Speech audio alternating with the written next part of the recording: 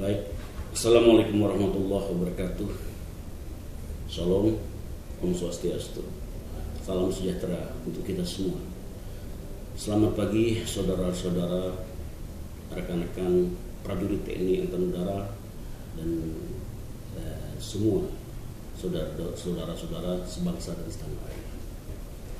Pada monolog kali ini kita akan membahas tentang bagaimana sebetulnya kedudukan Tentara Nasional Indonesia secara institusi di dalam sistem tata negara kita, dalam sistem ketatanegaraan Republik Indonesia.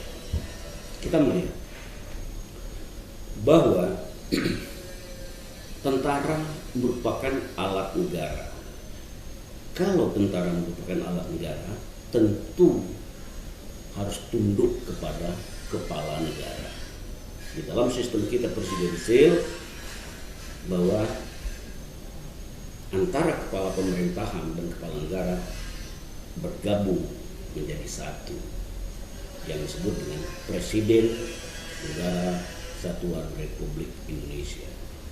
Jadi tentara adalah alat negara, maka penggunaan kekuatan tentara adalah kepala negara, tepatnya presiden selaku kepala negara.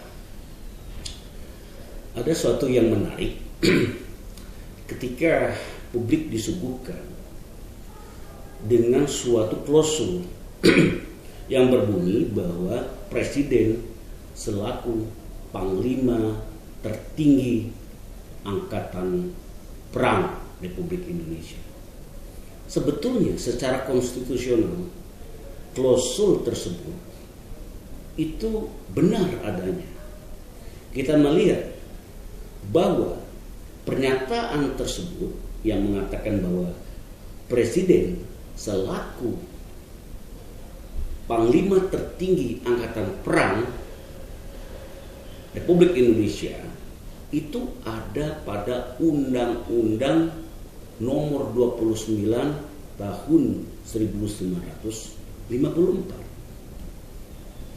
Undang-undang merupakan turunan dari sumber hukum yang disebut dengan Undang-Undang Dasar. Pada tahun 1954, Undang-Undang Dasar yang sedang berlaku saat itu adalah Undang-Undang Dasar Sementara. Kita tahu Undang-Undang Dasar Sementara itu UUDS itu berlaku sejak tahun 1950 hingga 1959 setelah dikeluarkannya dekret presiden. Setelah tahun 1959, Undang-Undang Dasar Sementara tahun 1950 tidak diberlakukan kembali. Kemudian negara memberlakukan kembali Undang-Undang Dasar 1945. Jadi klausul di dalam Undang-Undang Nomor 29 tahun 1954 yang menyatakan bahwa presiden selaku panglima tertinggi Angkatan Perang Republik Indonesia dengan bergantinya Undang-Undang Dasar kembali kepada Undang-Undang Dasar 1945, maka serta-merta Undang-Undang Nomor 29 tahun 1954 itu pun sudah tidak berlaku lagi, karena cantolannya Undang-Undang Dasar Sementara 1950 sudah tidak berlaku lagi. Klausul tersebut di dalam Undang-Undang Dasar, ulangi, di dalam Undang-Undang Nomor 29 tahun 1954 itu ada di pasal 12 ayat 1. Nah, setelah kembali kepada Undang-Undang Dasar 1945, maka bunyi daripada hubungan antara tentara dengan presiden selaku kepala negara adalah berubah dari pasal 12 berubah menjadi pasal 10 Undang-Undang Dasar 1945. yang berbunyi bahwa presiden memegang kekuasaan atas angkatan darat, angkatan laut, dan angkatan udara. Saya ulangi lagi, pasal 10 Undang-Undang Dasar 1945 berbunyi presiden memegang kekuasaan tertinggi atas angkatan darat, angkatan laut, dan angkatan udara. Tidak lagi mencantumkan sebagai panglima tertinggi angkatan perang.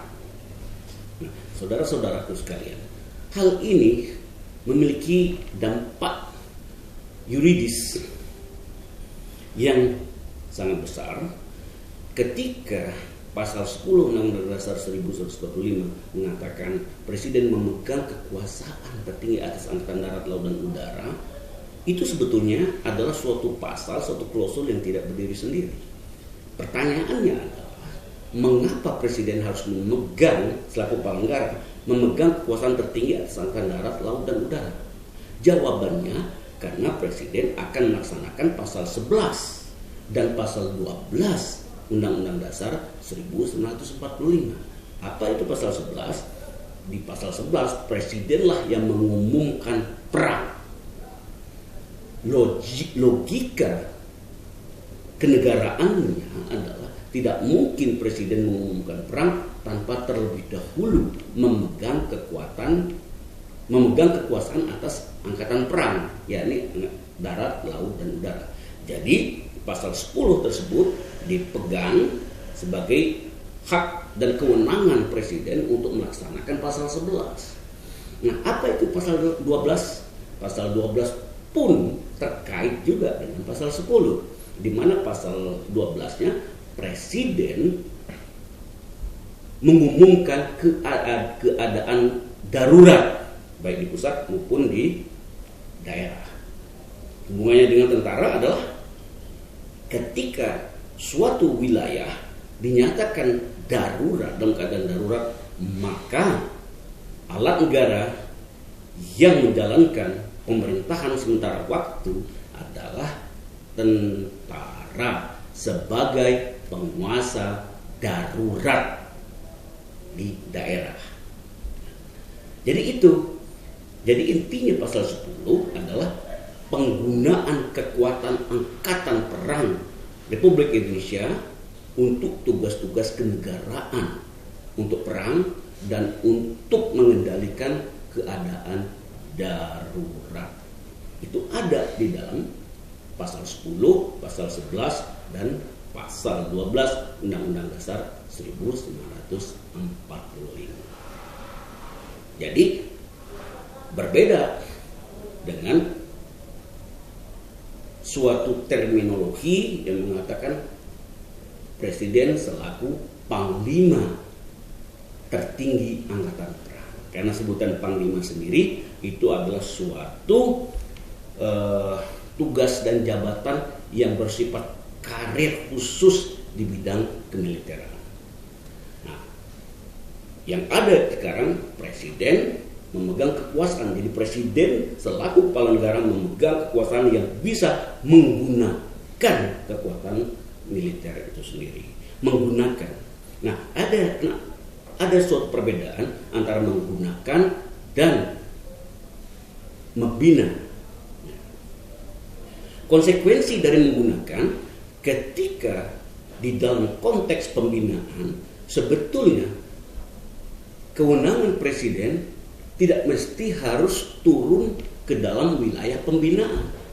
Karena pembinaan bisa ditangani oleh Mabes, Markas Besar TNI, dan atau Markas Besar tiap-tiap angkatan yang tugasnya membina. Sekarang kita pertanyaan, apa itu membina?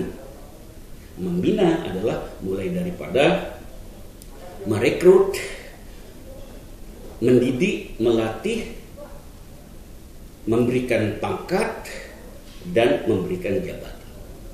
Jabatan dari yang paling rendah sampai ke jabatan karir TNI yang paling tinggi itu masuk di dalam wilayah pembinaan. Nah, di dalam tubuh TNI sudah ada fungsi-fungsi yang melakukan itu, ya, mulai dari strata-strata dari yang untuk membina bintara, tamtama, perwira pertama, perwira menengah, dan perwira tinggi. Di perwira tinggi inilah kita sebut dengan Dewan Kebijakan Tinggi. Dalam hal ini adalah semua para pimpinan-pimpinan puncak dari 3 angkatan. Disinilah sebetulnya yang punya pengetahuan dan otoritas untuk memilih siapa yang paling cocok untuk menjadi pemimpin tertinggi TNI. Secara historisnya ini terjadi ketika secara historis Presiden Soekarno kala itu menunjuk sebagai pimpinan tertinggi angkatan perang saat itu tentara Republik Indonesia, dalam hal ini adalah mantan komandan peta Sudanco Supriyadi untuk memimpin TNI. Cuma saat itu ada peristiwa pemberontakan dari Sudanco Supriyadi ini kepada pemerintah Jepang sehingga menghilang beliau saat itu. Vacuum of power saat itu TNI melakukan yang disebut dengan konsolidasi, memilih siapa yang akan memimpin karena Pak Supriyadi, Sudanco Supriyadi tidak ada. Lalu muncullah 2 nama di dalam musyawarah nasionalnya TNI itu, muncul 2 nama, yakni